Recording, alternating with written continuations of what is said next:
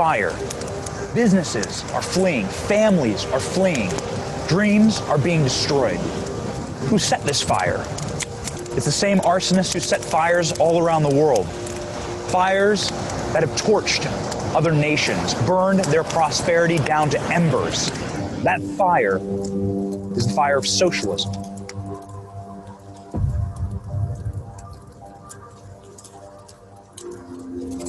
If you live in a large city in California, chances are there's a street that looks like this near your home. Poverty, homelessness, drug use, desecration. This is not what cities in America are supposed to look like. I was born in Los Angeles in the 1980s. This is not the state of my birth. And I'm not the only one who doesn't recognize California today. Millions of people have left this state in my lifetime. What happened? Why California? California has been described as the crown jewel of America. Songwriter Woody Guthrie called it a paradise, a Garden of Eden.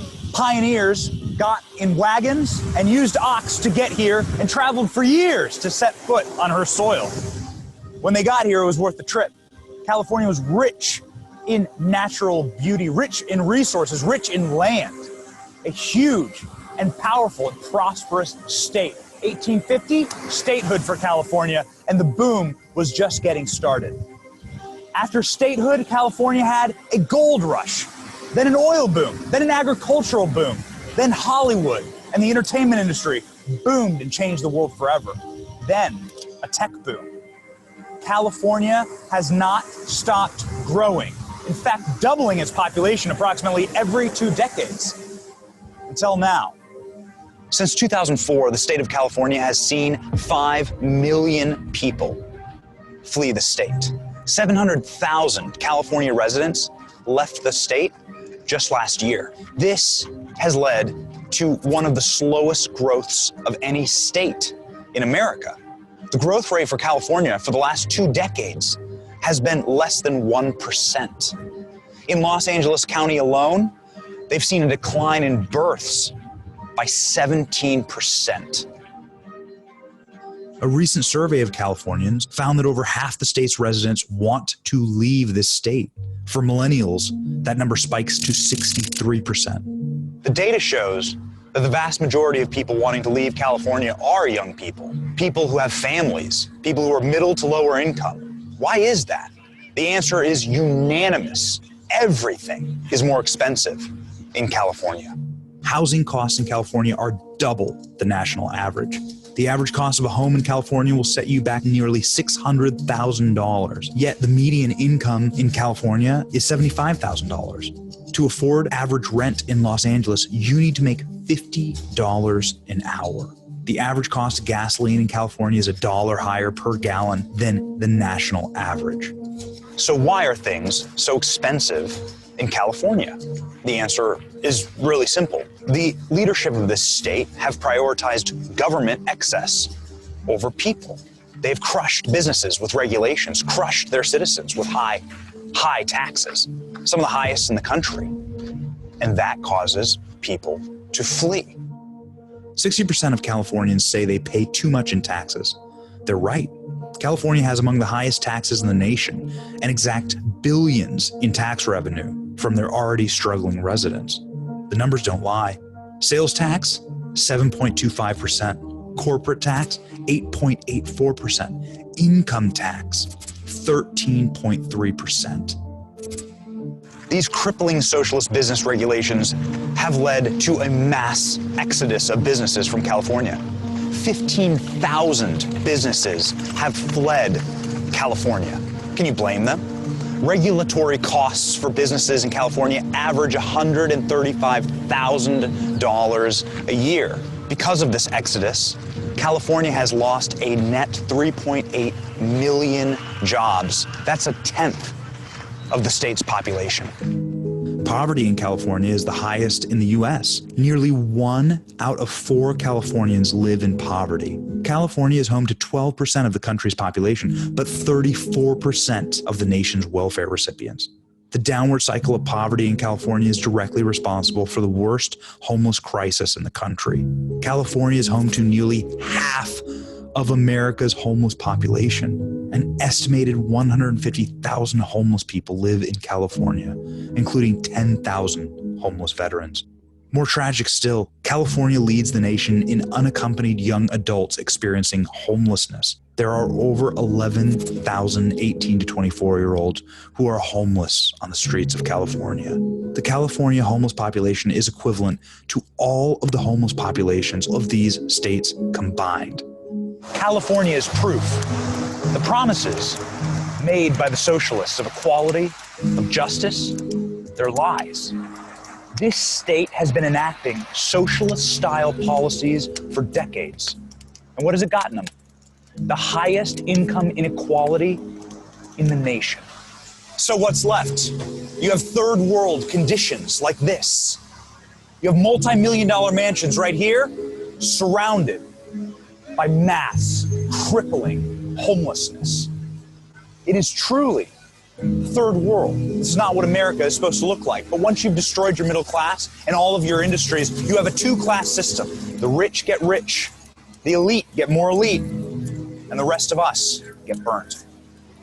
The fire of socialism will come for all of us, burn all of us. And once this fire is lit, it's damn near impossible to put it out. It'll burn everything.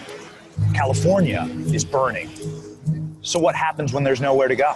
When America is a socialist country, a country on fire.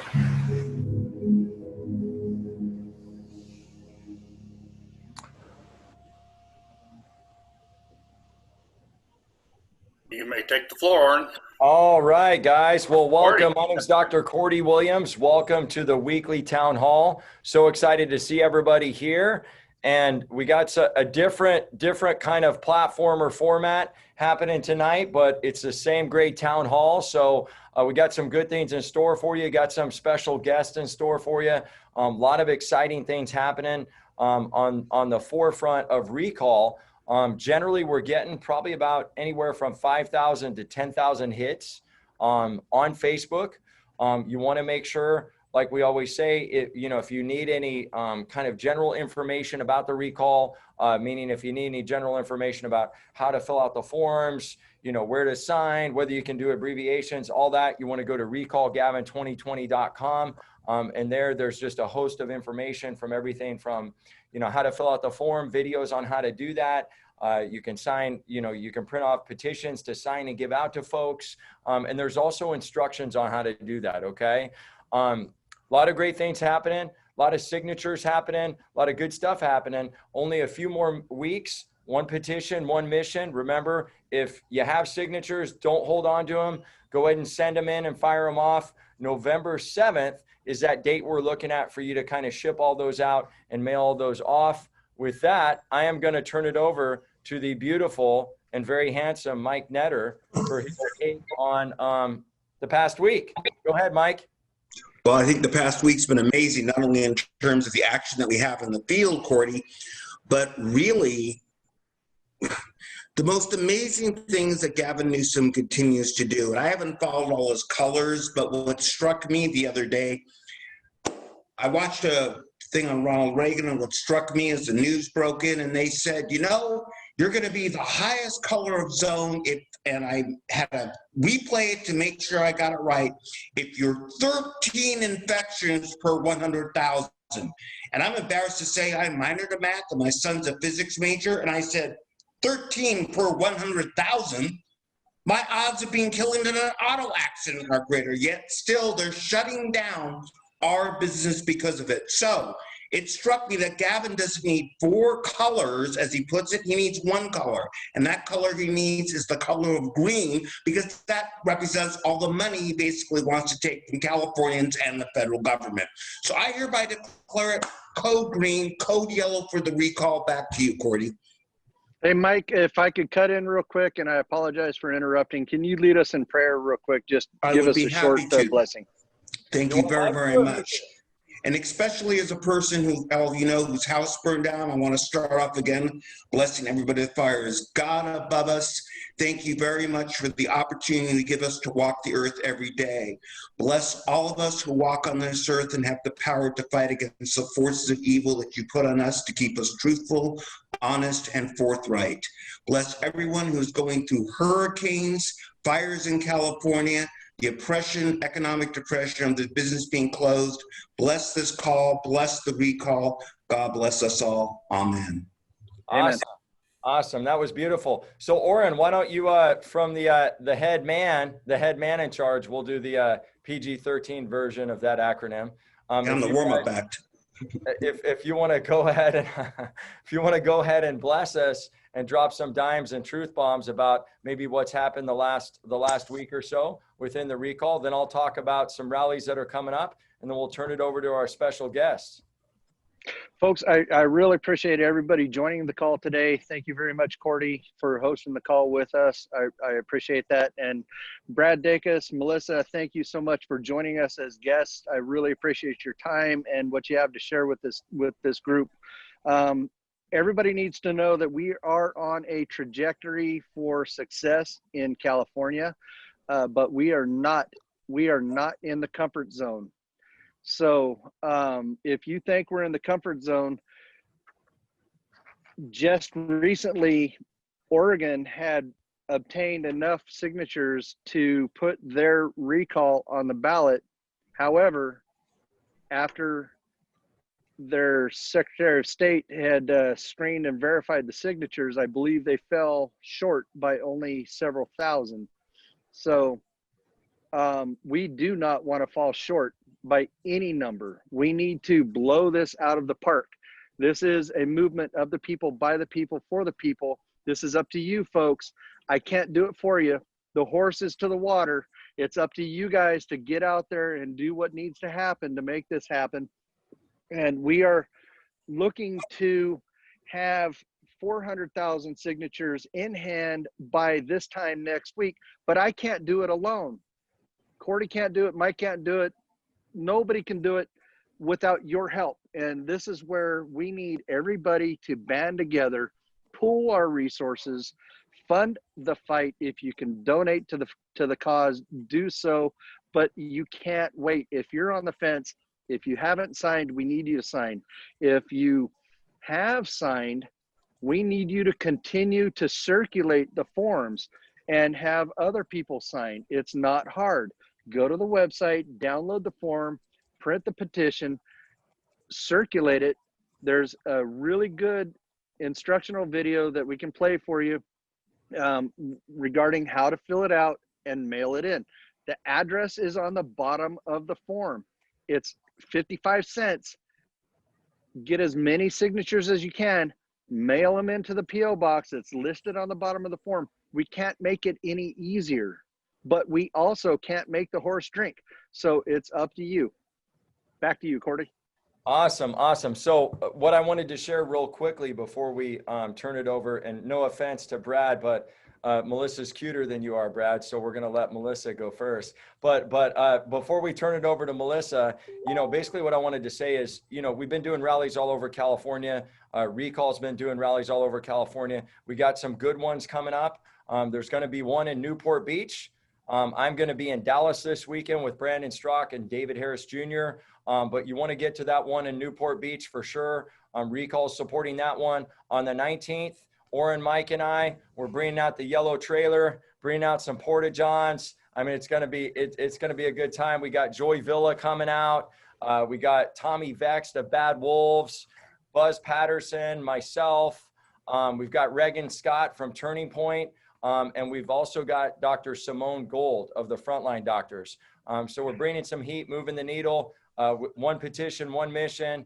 And I am going to turn it over to this amazing, amazing woman. And I'm going to read. You got this huge bio, so I got to read. I hate reading from stuff, but it happens.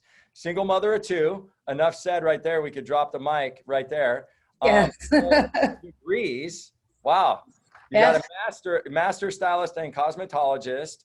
You're an independent contractor until AB5 was imposed on your business. And I'm going to kind of stop there, kind of tell us your journey, like navigating a small business, and then kind of talk about your role in the recall.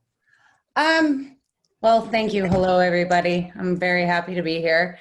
I was never a political person before in my life. I paid attention to what went on. kind of last election got into it, but then especially when this all started happening to our state, and my business, I was like, this isn't fair. This is not okay. You know, we're trained 1,600 hours in sanitation, disinfection, and client safety alone. My mama always told me to stand up for those that are afraid to stand up for themselves. And I knew I had a big mouth. So this girl from Pittsburgh decided to use it. So during the first shutdown, myself and 4 other admins started the group We Are Essential. And basically, we're from all across the state, and we decided that we were going to protest, and what he was doing to our businesses were unfair. So we actually organized the first protest in the Capitol back in May. And basically, it was the final push. We worked with the PBF, which is the Professional Beauty Federation, stood behind us and came on out, and we pushed him to get us opened. He was about to answer to the lawsuit. So I thought I had a victory. And, you know, I got complacent when we were allowed to open for those 5 weeks. So, I mean, as it stands now, I've only been allowed to work 5 weeks in the past almost 6 months. This last shutdown, we had no aid. I thought that was just obscene to shut down an entire industry again and have no safety net. And that's when I kind of came up with the idea. I was like, hey, you know, we're over 600,000 licensed beauty professionals. Nobody's fighting for us anymore. And I just stood up and I said, hey, you know, if we wanted to, single-handedly, my industry could get this guy gone.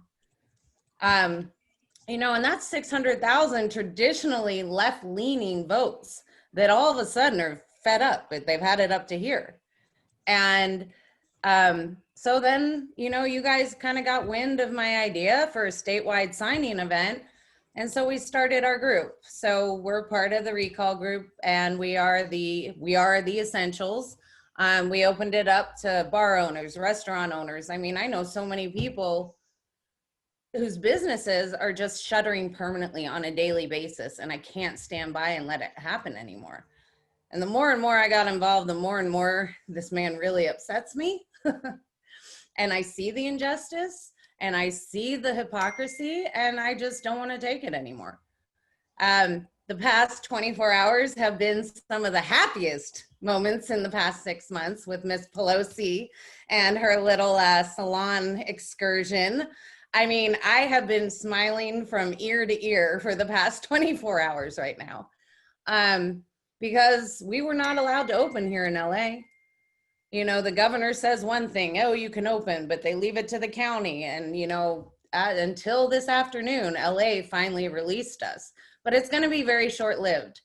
And that's what the message I want to get out to our industry. He's already talking of twindemics, like planting the seed. I'm not going to shut down again.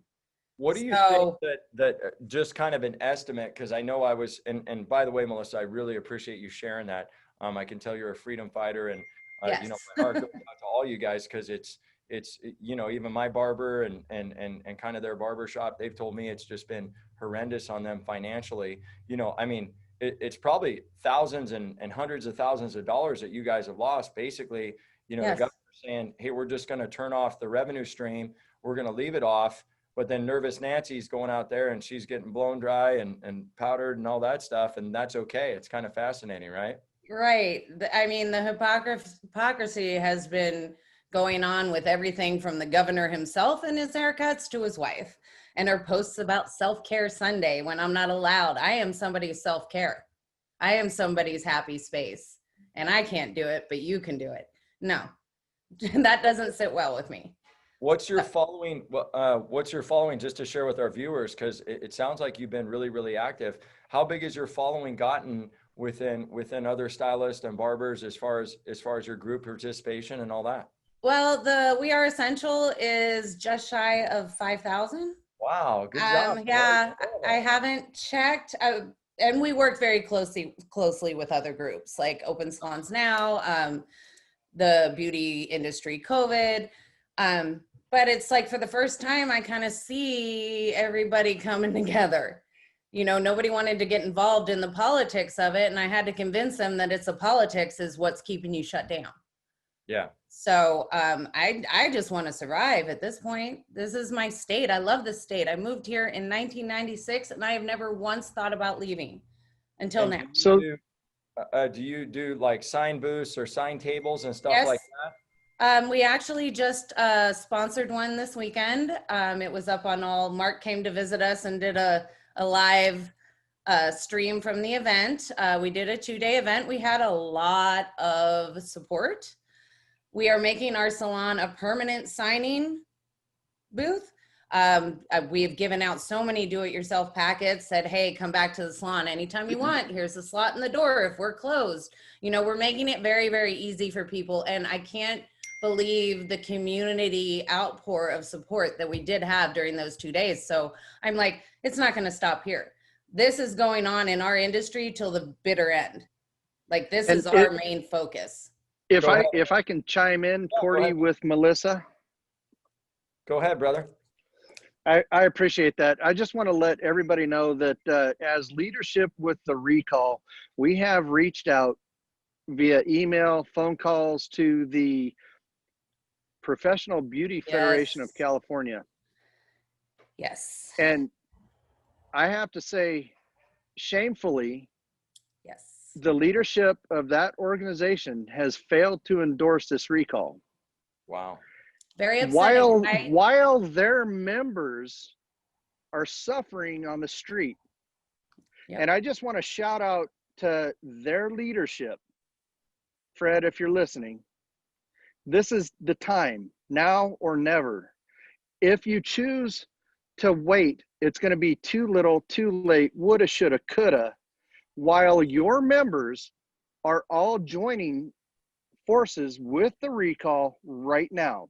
Just like the clergy are, just like pastors need to, who are standing idle, taking a position of neutrality is no longer acceptable in California. Completely. And we're not going to stand for it anymore in the leadership of our churches, our unions, or our federations, or our organizations. We're tired of your lobbying with the liberal agenda. We're tired of you taking a neutral stance. It's time now to stand up for what's right and what is wrong. You know what's right, you know what's wrong, and this is a battle between good and evil. Take a stand now. This is when you're needed, and you need to support the people who support you, or they're going to stop subscribing to your membership. Right. Amen. They want our donations. And I reached out to them myself, if I may add, last week. Was that last week? All these days are blending in. And I got the same response. They said, we're not ready. And I said, well, guess what? I am. So yeah, I'm going to run. And I have one statement for this. Tough shit if you're not ready. Your membership is ready. It's time to get on board, get on the boat, or swim to shore alone. Absolutely. I love boot through the door. Mike, something you want to add? Yeah, just a quick question for Melissa. Melissa, I understand it, right? You're sorely affected by AB5, correct? Yes, absolutely. Okay, so I keep asking a dumb question maybe somebody smarter than me can answer. But if Gavin Newsom can suspend our rights to open our businesses, our rights to go to church, our rights to sing, why can't he suspend AB5 during this crisis? That's rhetorical. He's mad at us as it is. The reason why he's mad at us is because we found a loophole, but he's not going to give up. But reality is, and this is meant to be a little bit rhetorical, but just to put out there to back Oren's point to all your folks, if Gavin Newsom really cared about the people of the state, if he really cared about another color besides green, he would suspend AB5. That's all. Back to you, Cordy. Thank you, brother. So what I'm going to go ahead and do is just last minute or so, Melissa, anything you want to tell kind of our viewers about, your plight and any way you want to inspire them or Yeah. I want to inspire everybody to get involved. If I can do it, anybody can do it. It is so simple. I mean, I'm tired of them acting like they have thrown us a bone. I'm tired of them going, oh, but you can work outside. No, you can't. No, you can't. Because with that outside, when he reminded everybody last week that he had allowed us to work outside, you have fires, you have 3-digit temperatures. We weren't allowed to do any water services. So that actually made San Francisco and Pelosi even more humorous because Well, that's I heard your that's state outlawed. board, it's illegal to actually Yes. operate outside. That's what my barber was telling me. Our insurance does not cover outside. So if anything happened, we would be high and dry. Anybody could sue us. And we'd have to get porta potties. It was absolutely ridiculous. But I'm telling you, it's not over. Everybody gets kind of complacent when we open up and we get busy and we get slammed. It is not over, and I will not give up. I am dedicating myself to this to the very end, and I'm asking everybody, if they can, to please do the same. We have those signings popping up all over the place, so that we're not going away. And I'll be in his face to come and take from him everything that he took from me. And that's not a good end to be on. No, because now I'm mad. Well, you are amazing, Melissa. Thanks for joining us tonight. You can stay on as long as you want. Maybe some viewers will have some questions for you at the end. Sure. Please mute in case there's a rabid animal or a text message that comes in, or who knows what could happen. Yeah, you never know, right? Or yes. Adolf walks in. Right. But this, thank you so much. You're a hero, and we really absolutely anything I can do. Absolutely. So this next gentleman, really, it looks like, looking at his bio, he needs no introduction. Served as legislative assistant to U.S. Senator Phil Gramm. Went on to receive his JD at the University of Texas, the School of Law. Continued religious freedom, fighting for religious freedom and parental rights, cases throughout the Western states. And now he runs and has founded an organization called the Pacific Justice Institute since 1997. Mr. Brad Dacus, it is a pleasure to have you on, my friend, and you got the floor. Well, great. I really appreciate it. Thank you so much for allowing me to participate. I have to tell you just a little bit of our background. We at Pacific Justice Institute are very busy with our cases, our litigation. We've been we have over 50 cases in active litigation before this pandemic even started. And yet now we're just overwhelmed with churches, private schools, calling on us for help, emergency counsel. You've got a lot of, churches out there having outdoor services and synagogues. But the reality is many of them, particularly in the inner city, where we have a lot of minorities, African-Americans and Latinos and others, they don't have extra land to have an outdoor service. So I was just day before yesterday, I was in LA visiting with a church, and they have no place to meet. And they talked about moving in a park, having a service in a park, and LA County says no, we're not. And the city say no, we're not going to let you have that in a park. So it's very problematic. It's very discriminatory. And it's having a big impact on our communities in so many different ways. And I talked about that on our program today on the Brad Dacus Live program. I want to let you know where I see this, and tactically, this governor, and our attorneys analyze this. We've got governors in multiple states, and we have a star research attorney, Emily Mimnaugh, went to Yale and Cambridge and University of Michigan School of Law. We had a long talk on this, and the conclusion is that basically if someone is in the purple tier, which is 4 tiers, purple, red, orange, and yellow, most are in the purple tier, the purple level. And so if that's the case, then it would take 63 days from the time of its enactment to be able to get from purple all the way out. Well, as it turns out, that final day happens to be November 3rd. And there's something else I think happening really important that day. So it's no coincidence that this governor, we believe, is deliberately and intentionally prolonging this out to the election day, at the very least, if not beyond, in order to have someone in the White House that will bail out the blue states like California, that was 58 billion in debt. I'm sure it's gone up even more. And it's sort of like a very irresponsible, but it's a desperate attempt, I think, to suppress the economy and to have that impact. That's my speculation. But it's not ironic that the final day that someone from Purple Tier can open, no matter how safe and no matter what the stats are, it literally takes at least a minimum of 63 days. And that's very concerning moving forward. Also, this governor has used language that has been very disturbing. Language that implies that this could be indefinite. Indefinite. The Emergency Services Act was never intended to be indefinite. And in fact, Attorney General Barr and others, even judges, have said very clearly that the ability for a governor under any legislation to create a substantial burden upon religious freedom can never be indefinite. It has to be for a short-term emergency. The longer this time goes by, the more telling it becomes.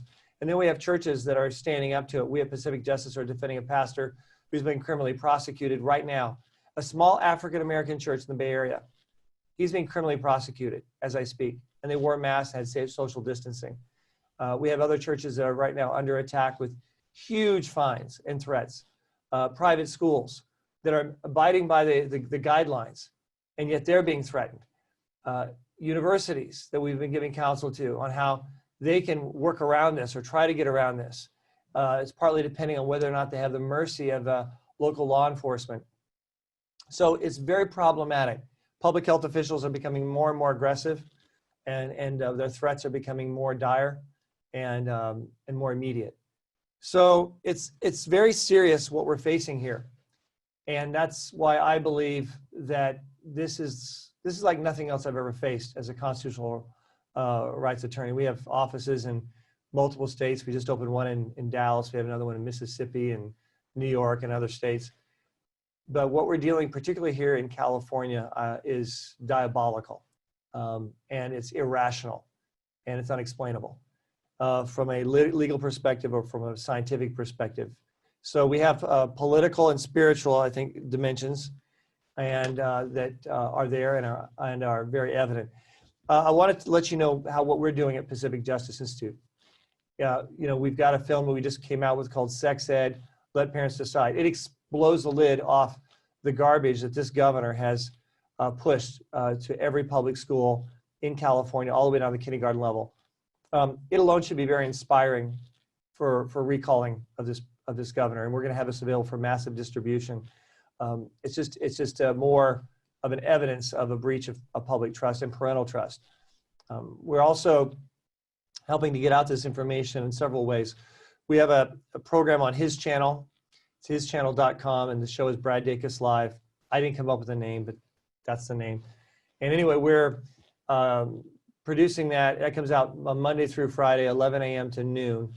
And we're getting that out information. It's an hour-long show. And we're pushing out information about Recall Gavin 2020.com. We've been pushing that out. And then in addition, we've also been pushing it out on our half-hour radio show called The Dacus Report. That goes out on actually a lot of stations across the United States. And we've pushed out the Recall Gavin 2020.com on that as well. We also have an hour-long program called The Dacus Report. It goes out on Christian cable stations across the country, particularly in states like Texas, Pennsylvania, and Florida. But we're getting that out as well. And so we're trying to get out the information, then also with email information as well, getting that out. One thing we're going to be doing in the near future in particular, we've done it indirectly, we're going to be more directly, is in terms of our Zoom calls with pastors. A lot of these pastors and church leaders are here in California, and they've been calling upon us on basically how do we reopen private schools, how do we reopen? There's a lot of pastors involved here. And so we're going to be educating them what they can do politically, and specifically, as an example, the Recall Gavin 2020.com. And then finally, we're also having aggressive pastor breakfasts. We've had 14 of them. We've already had 2 of them already take place. And these are actually located in particular in key congressional districts, 7 congressional districts that could flip either way. We're very tactical with that, and we're providing information to them so they can practically and tactically be enlightened on what they can do in terms of politics, including the participation in recallgavin2020.com. Those are just some of the things that we're doing, trying to get out the information. And we just want to encourage everyone out there. The stakes are very high. If this governor survives, he will be on the ticket in 2024 for the presidency. And those that I've talked to, who are into politics more than myself, are very concerned that he would actually have a very good shot at being the Democrat nominee for president. And usually, oftentimes, after you have one party in power for 2 terms in particular, statistically, the odds are that the other party gets to occupy the White House, just as far as probabilities go. So this is very, very concerning. What he could take nationwide, his philosophy and his attitude and his acts of tyranny on a national scale is unthinkable. That's why we have to be committed. We have to get involved and do everything we can. I'm also very frankly concerned about the corruption in the state of California, the Secretary of State's office, with regards to their disqualifying of signatures. That was mentioned earlier, what's taking place up in Oregon, I believe you said. Well, I'm very concerned we're going to see a retake of that in California because they've done that before. We've seen them do that before. One of our attorneys that was fighting this at one time in another proposition issue, dealing with our subject matter, our lane, if you will, he was protesting the invalidation of signatures, only to discover that his signature was one of the ones that was invalidated. So I can expect that we're going to need to get more signatures than just what's required, and we need to do everything we can because the stakes are high. If he is indeed recalled, that will kill him politically. He'll be gone. He will not be running for president, and we will not have to deal with that particular nightmare, I think, in the future. If we're not successful, I think he'll be potentially empowered all the more and feel empowered to be all the more tyrannical and even more aggressive than what he's doing even after the election. Have a couple of questions go for ahead. you. And, Yeah, go ahead, I'm ready. questions are coming in and stuff like that. I guess one of the questions from one of our viewers is, do you think that businesses can band together to do press conferences and open their businesses? You know, this individual said Newsom is fixing COVID numbers, keeping his wineries and restaurants open, so he's not following his own rules. Do you feel like that's a tactic for kind of fighting this? I think as an attorney, let me just advise that I think that is very dangerous. I mean, this is not Brad the activist, this is Brad the attorney, okay? So you're not protected. You don't have First Amendment protections like churches and synagogues, religious schools. They actually have explicit protection in the First Amendment of the Constitution. Do businesses have rights? Yes. The government has to have a rational basis at the very minimum. And that's easier for them to prove or to justify with regards to businesses. But even then, this is not forever. And the governor still has to be able to prove. He can't just, so as you say in Texas, willy-nilly decide to just shut businesses down indefinitely without having support for it. That said, it's easier for them to make a case and meet the standard of review with regards to businesses than for religious institutions like churches and private schools, where they have to satisfy compelling state interest and prove with sufficient support that they can, that it's the most least restrictive means for furthering that compelling state interest. Their regulations are. Something of encouragement, by the way, was what happened up in Fresno. Emmanuel Church, private Christian school Emmanuel, they opened, and the county and the public health official says, no, you can't do this.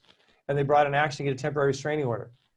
And the school showed that more than 50% of the students already had the antibodies for the COVID-19. They're already on their way to herd immunity.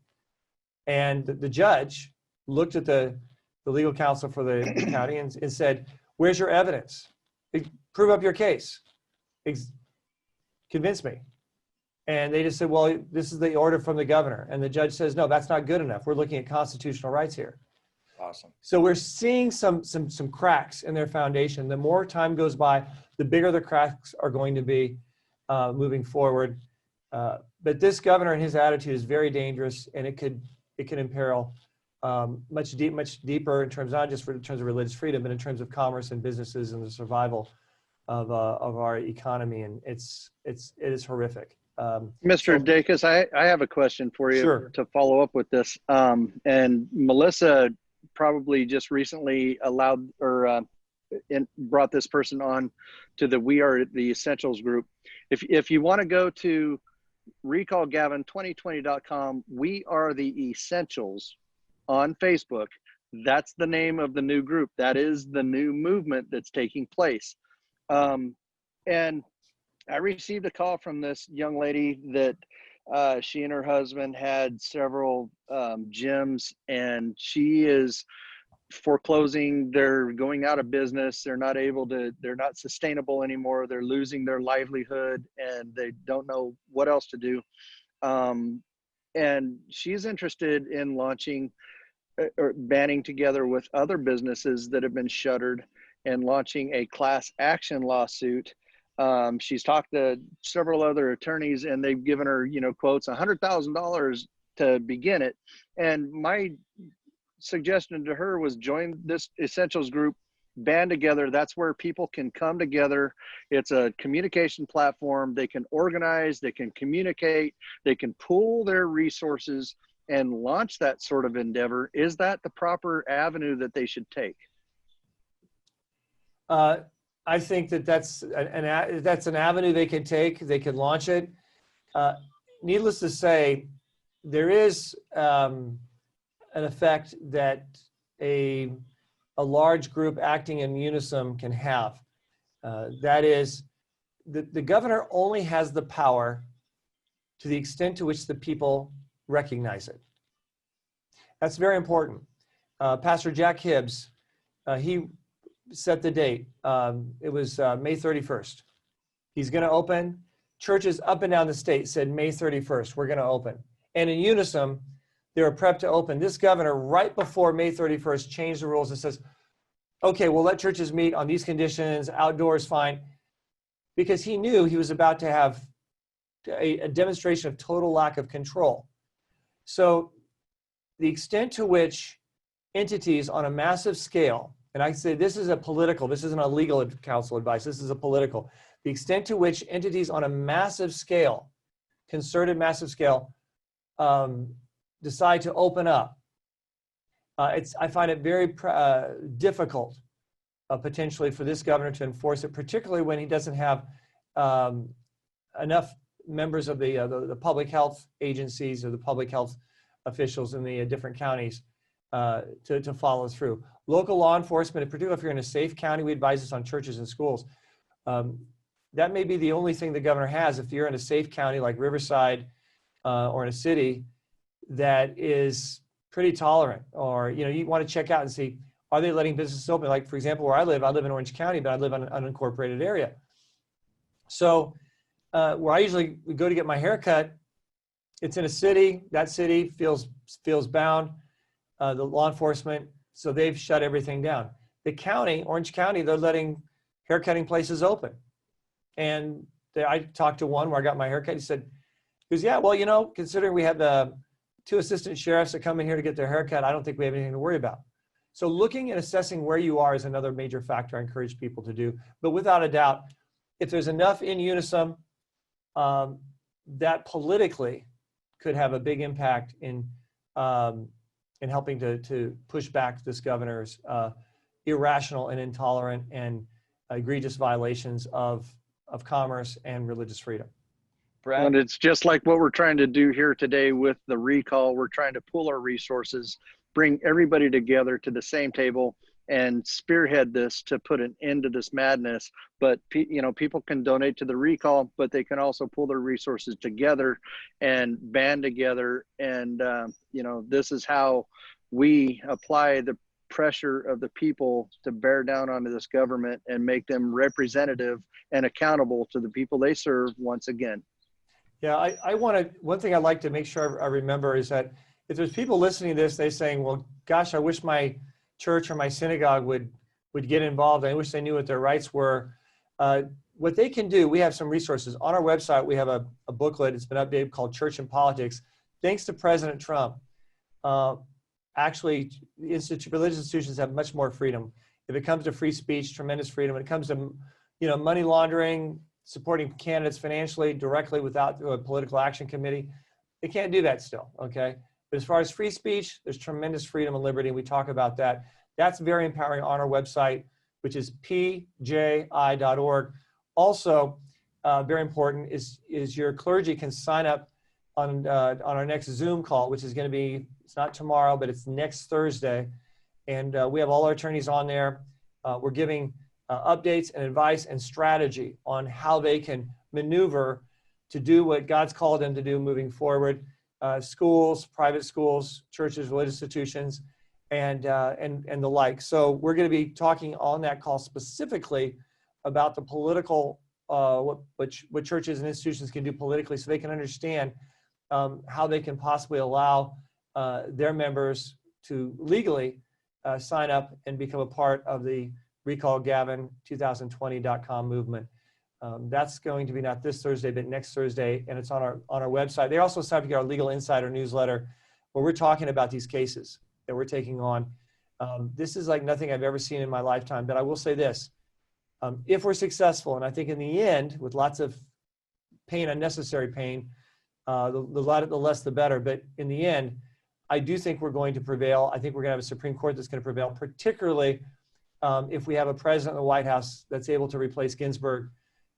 We have one more, and we'll have a solid block of those that respect our constitutional rights and liberties. This is also very, very important. And that's why we're also equipping churches on voter registration in their churches, in their synagogues. These pastor groups are coming together, these congressional districts. At the same time, we're empowering them on what they can do politically with regards to this campaign specifically. So we want to continue working together. That's something that your participants can do on our website, pji.org.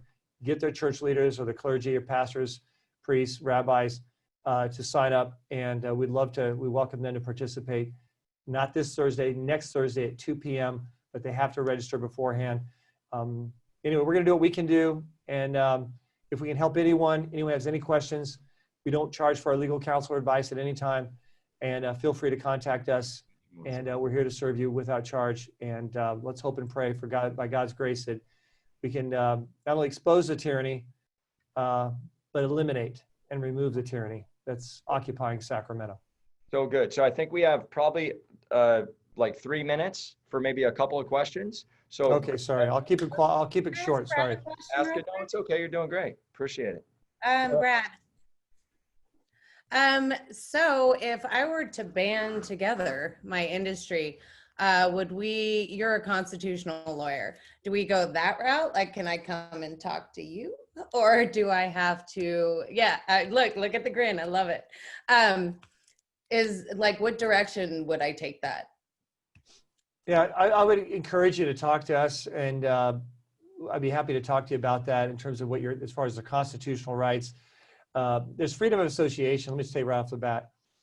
You can band together with anyone, so long as the banding is not, to engage in treason. But we've already seen with organizations effectively of engaging in treason that are banding together with no objection. And I lean on the side of free speech when having to choose between the two. So I think your banning is constitutional. Communicating your message is constitutional and protected. And the actions that individuals take and businesses take, that is where the reprisal may take place, depending on where they're located, the law enforcement they're dealing with, and also the strength politically that is expressed in unison. My general counsel is, which I gave to churches, was if you're going to open, then let the strongest flank open first. That is those who have friendly law enforcement, friendly sheriffs, who are not going to come down on you. Let that be the first flank. The next flank are those that don't have a city council that's affirmed it, or law enforcement that's openly affirmed it, but they can see that they're not taking any initiative to enforce it. And the final flank would come later, and that's those who are in hostile areas and hostile venues where they're aggressively enforcing these tyrannical edicts by the governor. That's a strategy that the churches have used very effectively. There's now hundreds of churches that are opening, not just having outdoor service, but also many having indoor services. I think this model was very helpful in bringing that about. But you just have, they need to work it through, and I'd be happy to talk to anyone and talk to you later on about more specifics if you'd like. Of course, as an attorney, I can never give counsel, nor do I ever wish to give counsel for anyone to violate the law. As an attorney, I cannot do that. So what I've said is merely but political strategy. In no way do I give legal counsel for anyone to violate the law, especially considering the fact that we have here 135 participants, and I've just noticed in the past on our Zoom calls that we have a diverse group who watch it and monitor it. So I want to make that very clear for the record. As an attorney, I do not advise anyone to violate the law, but I'd be happy to engage in more detailed one-on-one conversations after this is over. Thank you so much, Brad. Thank you so much, Brad. Mike, did you want to finish with any question real quick for Brad, or can we go ahead and move to questions from our panel? A little poll came up. That was really cute. A little poll flashed up. That was interesting. Is there anything that you wanted to share, Mike, real quickly before we move to questions? You're on mute, buddy. Do I have to unmute you? I guess so. It's probably good a place as any for me. I just want to say thanks to Brad, and thanks for anything else. So Brad, you brought up an interesting point, Melissa. Please, everybody, go and read. If you haven't read the petition, it means you probably haven't signed it. But when you read Gavin Newsom's response, he says two things I want to get across tonight. One is we shouldn't recall because it's going to cost $81 million, which is a drop in the bucket. Well, maybe we should eliminate all elections entirely, but that's a bad argument. But the one I really want to get across is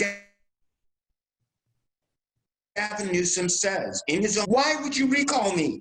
The economy is doing fantastic. His economy is doing fantastic, not ours. It's right in, read it. It's right in his reply. And I say that on radio back to the poll. Read his reply. His economy is doing quite well at a $4.3 million house with no taxes. Most of our economy isn't. Brad and Melissa, God bless you. That's all I'm going to say tonight. Hopefully we've answered most of the questions as I've been going through here tonight. Yeah, we've answered a lot of them. One that I was going to answer real quickly from Roxana was that, yes, the official date they have to be turned in is the 17th.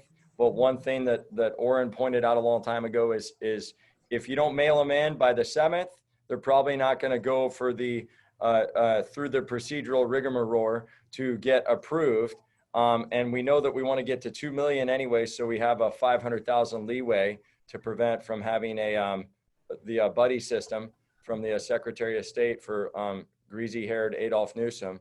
But I'm looking for other questions here to see. I think we answered a lot of them, guys. Go ahead, Mike. While you're looking at one of the themes tonight, it seemed to be in our chain a little bit here, is where's the Republican Party? Let's have a big event. What should we do here? Orrin said it earlier. This is a revolution of the people. If you want to get that long-nosed, empty suit, fill in your own word because it's a family show, out of office, it requires something that you have to do besides sign the petition. So every week in the feed I hear, we should do that. We should go on radio. We're trying to do all that. We're a group of patriots who set the base for the people to be able to recall Gavin Newsom. The power lies in the people, like Brad said very adeptly, much more adeptly than I'm going to be. Government can't do anything unless the people left them. Government has given us the power to recall the governor of California. That's the people, the power, not the people who are on the Zoom show. Recall Gavin, whereas you are, my friends. It's up to you to recall the governor. It's up to you what you can do this week, next week to hit our goal. I love it. I love it. Well, I think we answered most of the questions. I always say that because I don't want anybody mad at me. If you have any, some of these guys that you ask, it would be opinionated if I answered them. So I try to kind of stray away from those, just leaving my opinion if I can't give you facts.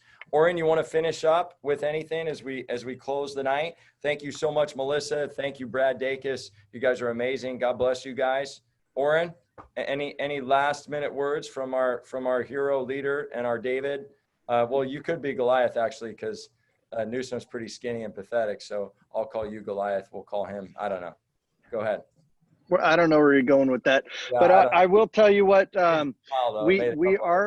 we are joining with Cordy and the Forever Free 1776 group. Are you guys a foundation or a group organization? We're a community organization right now, but with the scamdemic going on, we are filing for nonprofit status, but you know how that is. Okay, so Cordy those ballots are that Brad was talking about. So Cordy and his group are going to be out at the Capitol on September 19th, and we are rolling out what we call the Thunder Roll or Rolling Thunder, and we're going to thunder down on the Capitol. And I challenge everybody to get your whip decorated, get your ride decorated with recallgavin2020.com on the, do chalk paint on the windows, get out on the highway. September 19th is the day from 10 to 2. We're going to converge on the Capitol. It's a Capitol caravan from Los Angeles to Lassen County statewide.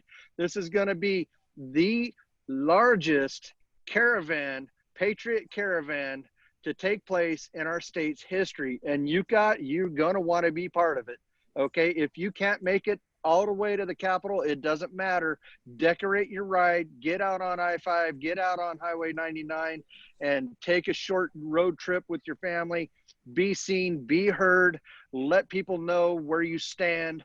And, we are going to be taking food donations because there are people suffering in our state right now. The food banks are, they're falling short. They need to be replenished. And this is where we can come together as a society and help people in need. We're going to be taking signed petitions. We're going to be handing out blank petitions on curbside. So bring your non-perishable, I'm going to say it, preferably Goya food products to the Capitol. Oh, there you go. On September 19th, okay? And make a donation. We will be receiving donations curbside. Checks are preferable. You can make a check out for any amount.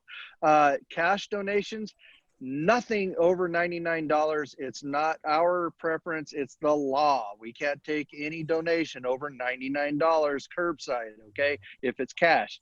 But checks and other payments can be made in other amounts. So we will be out there rolling thunder. Be part of it. Caravan, September 19th. And thank you very much, Cordy. No problem. So yeah, 1776 Forever Free is going to be sponsoring that. We're launching thefreedomtourusa.com. That's launching on the 12th. We'll be in Missouri. 19th, as Oren said, we'll come to Sacramento. It's going to be Buzz Patterson, Joy Villa, Tommy Vext, Dr. Simone Gold, Regan Scott, myself. I don't think I forgot anybody. And then after that night, the 19th, on the 26th, we go to Colorado, then Fort Pierce, Florida, and then we finish up in DC. Big names: David Harris Jr., John Tig Teagan from Benghazi. We got some big names. We're doing it right. This is going to be a lot of fun. We're going to have food trucks out in Sacramento on the 19th. We're going to have entertainment. It's going to be a really good time. Friends and family event. We will have security out there. So don't worry about that because we got that on lock. So you will be safe. You can bring your kids, all that stuff. And the officers and CHP, they love us. And that's all I got. So thank you to our special guests, Brad and Melissa. And thank you, Mike and Oren, for your commitment. And God bless you guys. We'll see you next Wednesday, 6:45 on this link. And Semper Fi. Have a great evening.